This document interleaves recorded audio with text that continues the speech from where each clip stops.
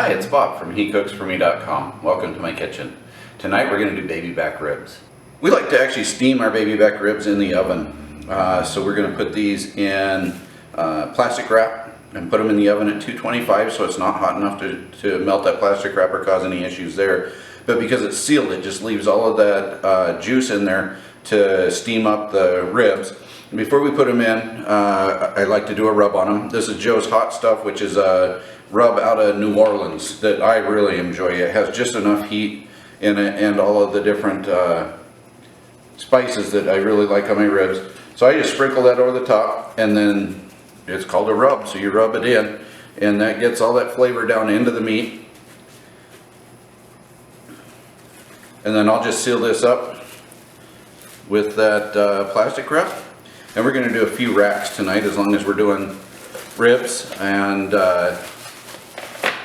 then throw them in the oven. So I'll just slice off that plastic wrap. You see that you do get quite a bit of liquid still out of them, and that's why I use the jelly roll pans that have some sides on them so it can capture that liquid.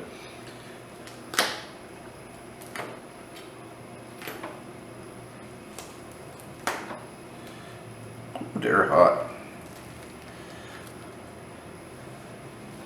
So I'm going to let that cool down just a little bit, and then what I'm going to do is I'll just cut this into 2 or 3 bone spaced pieces.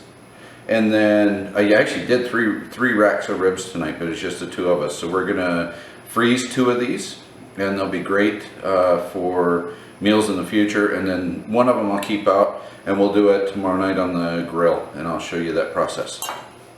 So I let this rack cool down for just a little bit. You can see the bone, the end of the bone's on the end here, and so I just slice in between those bones, and it automatically curves your knife to where the bones flow through. So this will just make easier pieces to throw on the grill when we're ready to eat. I do like to use a boning knife to do this. It has a little curve to it, and it goes through the knife or the bones and the cartilage a little bit better. And so like that, you'll end up with 5 or 6 pieces out of each rack. So like I said, 2 of the 3 of these racks I'm just going to put into gallon bags and throw in the freezer to have at a later date. And then the other one will show you how we cook here. So this is 1 rack of ribs. I've actually frozen the other 2. This one's been in the fridge for several hours since we cooked it in the oven. I'm just going to throw these on the grill to warm back up. And I'm going to throw some barbecue sauce over the top of them and let it kind of caramelize on with the grill. Our favorite barbecue sauce at the moment is a Trader Joe's. It's Sriracha and roasted garlic. Really gives it a nice flavor.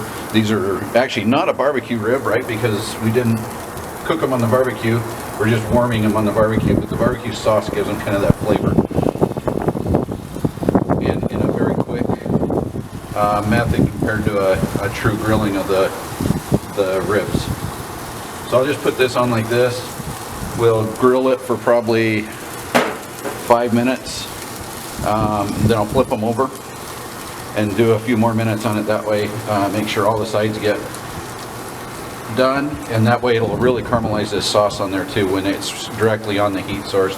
But I want to give it a chance to sit on the meat here for a little while before I do that, so that as much can stay on it. Then Renee really likes to drench hers in the sauce.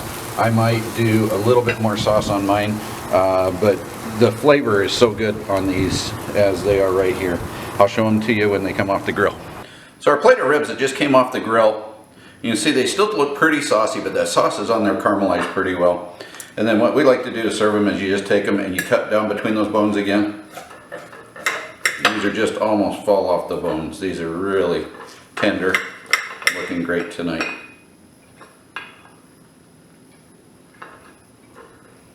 Thanks for watching. If you enjoyed this video, please give me a thumbs up, leave a comment, and consider hitting that red subscribe button. It really helps if you can share my videos with friends and family that might be interested, or watch some of the other videos on my channel.